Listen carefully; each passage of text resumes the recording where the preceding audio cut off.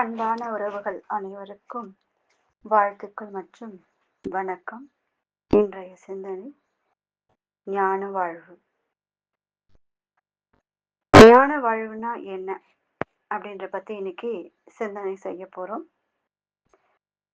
இந்த இயற்கையில் பார்த்தீங்கன்னா எல்லா ஜீவராசிகளையும் விட பல சிறப்புகளை பெற்றுள்ளவன் மனிதன்னு சொல்லலாம்.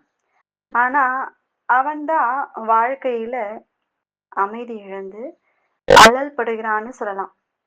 அவன் என்ன பண்றான் பார்த்தீங்கன்னா, முதல்ல உணவுக்கு அலைச்சல், உறவு முறைகளிலேயே பிணக்குகள், சண்டைகள், சொந்தத்திலேயே சண்டை, சேர்த்ததை பாதுகாக்க வேண்டிய என்ற மனபாரம் வேற. இவ்வளோ சொத்து சேர்த்து வச்சிருக்கோம், இதை பாதுகாக்கணும் அப்படின்ற மனபாரம். பெரிய கவலைகள் தீர்ந்தால் சின்ன சின்ன கவலைகள் எல்லாத்துக்கும் இவன் ஆட்பட்டு அஞ்சி அஞ்சி வாழ்கிறான் மனிதன். இப்படி வாழவா மனிதன் பிறந்தான் என்ற கேள்விக்கெல்லாம் விடையாக ஞான வாழ்வு அப்படின்னு நம்ம வேதாத்ரி மகரிஷி ஐயா சொல்லியிருக்கார். இயற்கையில பாத்தீங்கன்னா எந்தவித குறையுமே இல்லை. அறியாமை காரணமாக தான் அவன் இதை எல்லாமே தன்னையே அவன் யோசிச்சு பார்த்து துன்பம் அடைகிறான். ஞான வாழ்வு என்பது எட்டக்கூடிய தூரத்தில் தான் இருக்கு. ஆனா அதை தெரியாம அவன் திக்கி தவிச்சு கொண்டு ஓடிட்டே இருக்கான். வாழ்க்கையில அமைதியும் இன்பமும் வர முடியாம அவன் துன்பத்தையே தொடர்ந்து கொண்டிருக்கிறான்னு சொல்லலாம். நம்ம வேதாத்ரி மகரிஷி ஐயா நாம் யாரும் ஞானத்திற்காக தன்னுடைய வாழ்வை அர்ப்பணிக்க தேவையில்லை. ஞானத்துக்காக நம்ம வாழ்க்கையை நம்ம அர்ப்பணிக்க தேவையில்லை அப்படின்னு சொல்றாரு. ஏன் துறவு எல்லாத்தையும் விட்டுட்டு போக வேண்டிய அவசியம் இல்லை. அந்த காலத்துலதான் போனாங்க இல்லையா முனிவர்கள், சித்தர்கள், அந்த மாதிரி எல்லாம் போக வேண்டிய தேவையில்லை. வாழ்வதற்காக ஞானம் பயன்பட வேண்டும்.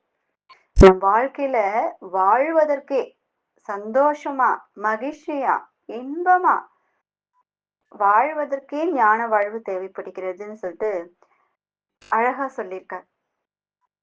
விஞ்ஞானம் இன்று நம்மிடம் மிகுந்து இருக்கலாம். அதெல்லாம் புலன்களுக்கான உபகருவிகளைத்தான் உண்டாக்க பயன்படுத்தப்பட்டது. கண்டிப்பா சயின்ஸ் இன்னைக்கு அறிவியல் பார்த்தீங்கன்னா எந்த அளவுக்கு முன்னேற்றம் அடைந்திருக்கு நம்மளுக்கே தெரியும்.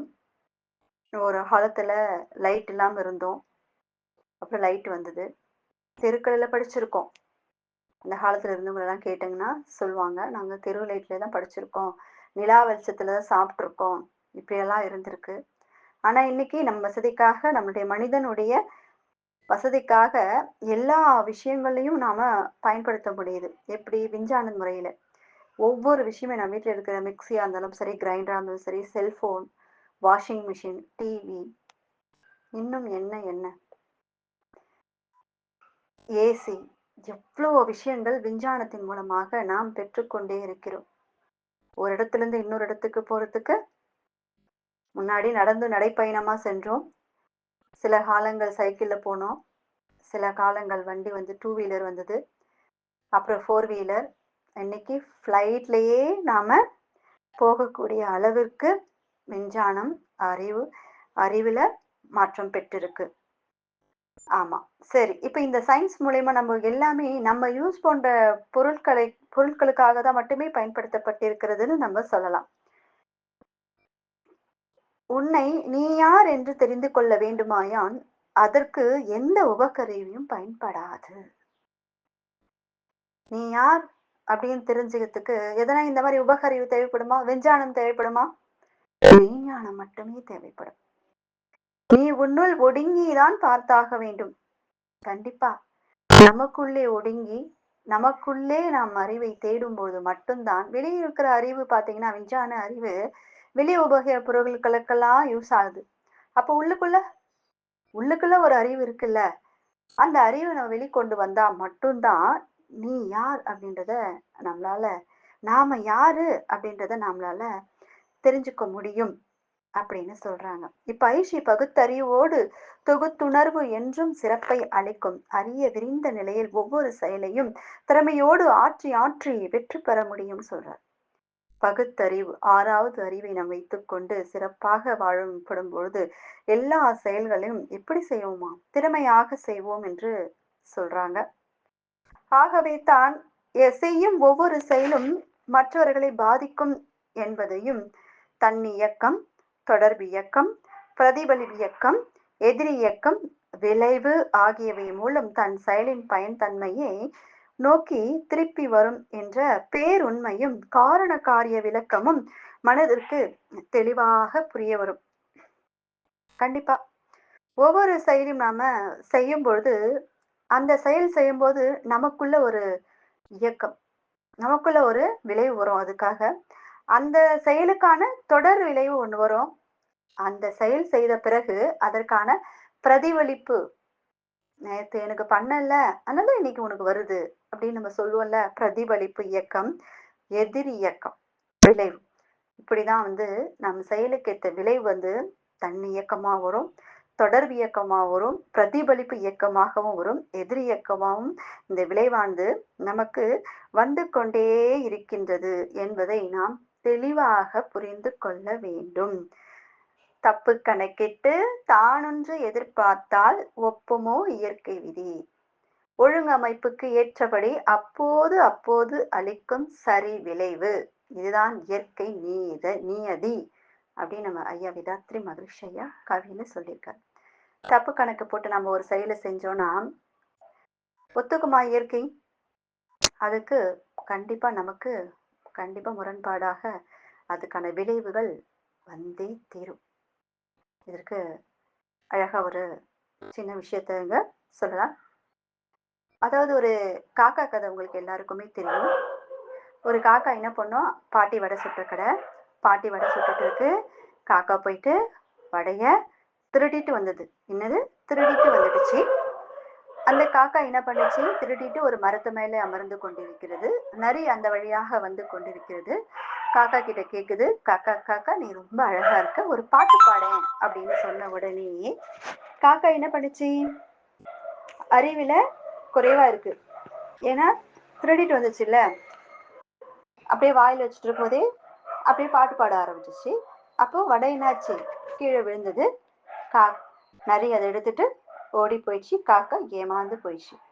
திருடிட்டு வந்த வடை அப்படியே நரி தூக்கிட்டும் போயிடுச்சு. இதுதான். இதையே இப்போ அந்த கதையை மாற்றம் செய்திருக்காங்க. அது எப்படின்னு பார்த்தீங்கன்னா, அதே பாட்டி வடை சுட்டு இருக்கு. காக்கா போது வடைய பாட்டி கிட்ட கேக்குது, பாட்டி பாட்டி நான் ஒரு இடையத்துக்குவா. அதுக்கு பாட்டி என்ன சொல்றாங்க, நீ எனக்கு சுள்ளி பொறுக்கிட்டு வந்து கொடு, சுள்ளி எடுத்துட்டு வந்து கொடு, அதாவது விறகு எடுத்துட்டு வந்து கொடு, நான் உனக்கு ஒரு வடை கொடுக்குறேன் அப்படின்னு சொன்ன உடனேயே காக்கா போயிட்டு பாட்டிக்கு தேவையான அடுப்பு எரிக்கிறதுக்கு விறகெல்லாம் எடுத்துட்டு வந்து கொடுக்குது. கொடுத்த பிறகு பாட்டி ஒரு வடையை கொடுத்து அனுப்புது. இப்ப காக்கா என்ன பண்ணுச்சு, வடைய உழைச்சி வாங்கிட்டு வந்திருக்கு. ஒரு செயலை செய்து அதற்கேற்ற கூலியாக அந்த வடையை வாங்கிட்டு வந்திருக்கு. இதே காக்கா இப்போ வடை வாங்கிட்டு வந்துடுச்சு, மரத்து மேல இருக்கு. அதே நரி அந்த வழியா போகுது. நரி முன்ன மாதிரியே காக்காவை ஏமாத்திடலாம் அப்படின்னு நினைச்சு, காக்கா காக்கா ஒரு பாட்டு பாடு அப்படின்னு சொல்லுது. காக்கா என்ன பண்ணுச்சு, இப்ப அறிவுள்ள காக்கா, முன்ன அறிவு இல்லாத காக்கா. அப்பயும் அறிவு இருந்தது, அறிவு விழிப்பு நிலை இல்லை. இப்போ அறிவுள்ள காக்கா, அறிவு விழிப்பு நிலை அடைந்த காக்கா, ஏன்னா உழைச்சு வாழ்ந்துட்டு இருக்குல்ல, அந்த வடைய காலில் எடுத்து வச்சுட்டு கா கா கால் பாடுது. இப்போ நரி ஏமாந்து போச்சு. இதுதான். எந்த ஒரு செயலையும் நாம ஒழுக்கமா செய்தோம்னா அதுக்கு விளைவு நல்லதாவே இருக்கும். இப்ப காக்கா ஏமாத்திட்டு வந்த வடைய திருடிட்டு வந்த வடை பறி போயிடுச்சு. அதுவே நாம் உழைச்சு வாங்கின வடை நம்ம கிட்டே தானே இருந்தது. இந்த மாதிரிதான் ஒவ்வொரு செயலுக்கும் ஏத்த விளைவு, அது நன்மையாக இருந்தால் நன்மையாக இருக்கும், தீமையாக இருந்தால் தீமையாகவே வரும். அப்போதைக்கு அப்போதே அளிக்கும் சரி விளைவு. இதுதான் இயற்கை நியதி என்கிறார் நம் வேதாத்ரி மகரிஷி ஐயா கவியில சொல்லியிருக்கார். அடுத்து இன்னும் அழகா இன்னொரு எக்ஸ்பிளனேஷன் கொடுக்கலாம். ஒரு பெரிய பணக்காரர் இருக்காரு. அவர் அப்புறம் பக்கத்துல வீட்டுல பூசணி பூசணி கொடி ஓடிட்டு இருக்கு. அதுல ஒரு பூசணிக்காய் அழகா காய்ச்சி அவங்க வீட்டு பக்கமாவே இருக்கு. ஆனா அவங்க வீட்டு கொடி, பக்கத்து வீட்டு கொடி. அவர் என்ன பண்றாரு, "யாருக்கு தெரிய போது? நம்ம இந்த பூசணிக்காய் எடுத்து இன்னைக்கு பொரியல் செஞ்சு சாப்பிட்டுடலாம்." அப்படின்னு சொல்லிட்டு அந்த பூசணிக்காவ திருடிர்றாரு. ஏன்னா அவங்க வீட்டு கொடி இல்லல்ல, பக்கத்து வீட்டு கொடி தானே. அந்த பூசணிக்காவ பறிச்சு, அவர் என்ன பண்றாரு, வீட்டுக்கு எடுத்துட்டு போயிட்டு சமைச்சு சாப்பிட்டுறாரு. பக்கத்து வீட்டுக்கார் தேடுவாங்கல்ல, ஒரு பூசணிக்காய் இருந்தது இந்த பக்கம். அப்ப அவங்க என்ன பண்றாங்க எல்லார்கிட்டயும், "பூசணி திருடிட்டாரு, பூசணிக்காய் திருடிட்டாரு" அப்படின்னு சொல்லிடுறாங்க எல்லார்கிட்டயும். ஊருக்கே பரவிடுச்சு. அதுக்கப்புறம் அவருடைய வீடுடைய அட்ரஸே மாறி போச்சு. "என்னது? ஓ! பூசணிக்காய் திருடின எதிர்த்த வீடா? பூசணிக்காய் திருடினாரே அவருடைய பக்கத்து வீடா? பூசணிக்காய் திருடினாரே அவர் வீடா?" அப்படின்னு சொல்லி சொல்லி அட்ரஸு சொல்லி அனுப்புறாங்க. அவர் வயசு ஆயிப்போச்சு. அப்பயும் இந்த இந்த பூசணிக்காய் திருடின வீடுன்றது பதிவு மாறவே இல்ல. அவர் ரொம்ப ஃபீல் பண்றாரு. இன்னும் இது நம்ம பேர பசங்கலாம் கூட வந்துட்டாங்க. நான் ஒரு நாள் ஒரு பூசணிக்காய் சாப்பிட்டது, இன்னைக்கு இவ்ளோ பெரிய பிரச்சனையா வந்து நிக்குதே! அப்படின்னு சொல்லிட்டு யோசிச்சு பார்க்குறாரு. அந்த டைம்ல ஒரு குரு வராரு. அந்த ஊருக்கு ஒரு முனிவர் வராரு. அவர போய் பார்க்குறாரு. "ஐயா, ஆசையா ஒரு பூசணிக்காய் திருடிட்டேன். ஆனா, இன்னி வரைக்கும் அது பூசணிக்காய் திருடின வீடுன்னு சொல்லிட்டு பதிவு பண்ணிட்டாங்க. நான் என்ன செய்ய?" அப்படின்னு கேட்கிறாரு. அதற்கு அவர் என்ன சொல்றாரு, "உன்கிட்ட பணம் இருக்கான்னு?" கேட்கிறாரு. "இருக்கு, நெறைய இருக்கு." அப்படின்னா, "நீ டெய்லி 50 பேருக்கு சாப்பாடு போடு. நீ 50 பேருக்கு சாப்பாடு போட்டுட்டே வா. 50 பேருக்கு சாப்பாடு போட்டா, பூசணிக்காய் வீடு திருடின வீடு மாறிடுமா?" அப்படின்னு கேட்கிறாரு. "நீ போடு, அப்புறம் நான் சொல்றேன்." அப்படின்னு சொல்றாரு. அதே மாதிரி அவர் என்ன பண்றாரு, எல்லாருக்கும் 50 பேருக்கு டெய்லி உணவு போட்டுட்டே இருக்காரு. காலம் போது 6 மாசம் ஆகுது. அப்புறம் என்ன சொல்றாங்க அட்ரஸு, அன்னதானம் போறாரு அவர் வீடு, பக்கத்து வீடு. அன்னதானம் போறாரு அவருக்கு எதிர் வீடு. அன்னதானம் போடுறாரு அந்த வீட்டுக்கு போறீங்களா? இப்படின்னு சொல்லி கேட்டு கேட்டு அன்னதானம் போடக்கூடிய சாலையாகி அது மாறி போயிடுச்சு. இதுதான். அவர் எந்த செயலை செய்தாரு? திருடுனாரு. அதுக்கான விளைவு கெட்ட பேர். இன்னைக்கு ஒரு நல்ல செயலை செய்தாரு. அதுக்கான பேரு நல்ல விளைவு. இதுதாங்க. செயலுக்கேத்த விளைவு எப்பொழுதுமே வந்தே தீரும். அது இப்ப இல்லனாலும், எப்ப வந்தாலும் வந்து தீரும். அதுல எந்தவித மாற்றமே இல்லன்னு நம்ம சொல்லிக்கலாம். அதாவது ஒவ்வொரு செயலுக்கும் விளைவு உண்டு. இறைவன் வந்து கண்காணிச்சுட்டே இருப்பாரு. எதை நீ விதைக்கிறாயோ, அதையே தான் அறுவடை செய்வாய். கண்டிப்பா. நீ பிறருக்கு செய்த நன்மையும், தீமையும் உமக்கே 2 மடங்காக வந்து சேரும். நீ ஒருத்தருக்கு ஒரு உதவி செய்யறன்னு வச்சுக்கயேன், உனக்கு டபுள் மடங்கா வந்து சேரும். அதே நீ தீமை செய்தாலும், அது பல மடங்காக வந்து சேரும்னு சொல்றாங்க. "அருள் இல்லாருக்கு அவ்வுலகம் இல்லை. பொருள் இல்லாருக்கு இவ்வுலகம் இல்லை." இப்படின்னு சொல்லியிருக்காங்க. "அடக்கம் அமரர் உய்க்கும் அடங்காமை ஆறிருள் உய்த்துவிடும்னு சொல்றாங்க. அடக்கமா இருந்து நம்ம வேலைகளை நம்ம செஞ்சுட்டு இருந்தோம்னா, அது வந்து அமரருள் உய்க்கும். அடங்காம நம்ம அகங்காரத்துல நாம இது பண்ணிட்டு இருந்தோம்னா, நம்ம எங்க போய் விழுந்துருவோம்? ஆறு இருள்ல உய்த்து விடும் அப்படின்னு சொல்றாங்க. இன்னும் அழகா சொல்லலாம். செயல் விளைவுக்கு நெருப்பில்லாமல் புகையாதுன்னு சொல்லுவாங்கல்ல. ஒரு செயல் செஞ்சுட்டோம்னா, அதுக்கான விளைவு கண்டிப்பா வரும் தானே! அதுக்கு அழகா நெருப்பில்லாமல் புகையாதுன்னு சொல்லலாம். இந்த மாதிரி தாங்க ஒவ்வொரு செயலுக்கும் அதற்கான விளைவு கண்டிப்பாக உள்ளது என்பதை நாம தெரிஞ்சுக்கணும். ஆக, மனம் அதற்கு மூலமானது, உயிர் அதற்கும் மூலமான இருப்பு நிலை, மெய்ப்பொருள் என்ற உண்மை விளக்கம் பெற்றால்தான், தன்னிடம் பிரகாசிக்கும் அதே மெய்ப்பொருள்தான் எவரிடத்தும் இருந்து பிரகாசிக்கதென்றது என்ற விழிப்பு ஏற்படும். அதாவது மனம், அதனுடைய நமக்குள்ள இருக்கிற மனம், அதற்கான மூலம் எது அப்படின்னு பார்த்தீங்கன்னா உயிர். அதற்கான மூலப்பொருள் எது அப்படின்னு பார்த்தீங்கன்னா மெய்ப்பொருள். அதுதான் அந்த இறைநிலை. இறைநிலை என்பது நமக்குள்ளாகவே அறிவாக உள்ளது என்ற உண்மை விளக்கம் பெற்றால்தான், தன்னிடம் இருக்கும் மெய்ப்பொருள், தன்னிடம் இருக்கும் இறைவன் தான் அடுத்தவரிடத்தும் இருக்கிறாரு. எதிராளி கிட்டயும் இருக்கிறாரு. இவர்கிட்ட இருக்காரு, அவர்கிட்ட எல்லா உயிர்களிடத்திலும் இருக்காரு. இந்த பொருளை எடுத்துக்கிட்டனாலும் இதுக்குள்ளும் இருக்காரு. ஆக மொத்த எல்லா இடத்துலயுமே வந்து இறைநிலை தான் இருக்கு அப்படின்ற விழிப்பு ஏற்படும். அப்ப விழிப்பு விழிப்பு ஏற்படும் போது ஒரு செயலை அது மேல நம்ம என்ன பண்ணுவோம்? நெகட்டிவ் செயல் எதனா அந்த மேல செய்வோமா? கண்டிப்பா செய்ய மாட்டோம். ஏன்னா அங்கேயும் இறைநிலை தானே இருக்கு. இங்கேயும் இறைநிலை தானே இருக்கு. அப்ப அந்த இறைநிலை இன்னொரு இறைநிலைக்கு துன்பம் கொடுக்குமா? கண்டிப்பாக கொடுப்பாது. இப்படியெல்லாம் இதெல்லாம் எப்படி விழிப்பு நிலையோடு நாம வாழணும்னு சொல்றாங்க. இந்த விழிப்பை தனது முறையான பயிற்சி மூலம் முழுமை பெறவுடைய செய்யும் பெருநெறியே எளிய முறை குண்டலினி யோகம் அப்படின்னு சொல்றாங்க. இந்த விழிப்போடு நம்ம வாழறதுக்கான பயிற்சி தான் இந்த தகவமுறை. இப்படியெல்லாம் வாழறதுதான் ஒரு செயலுக்கு ஏத்த விளைவு வரும்னு தெரிஞ்சு வாழறதுதான் ஞான வாழ்வு அப்படின்னு சொல்றாங்க.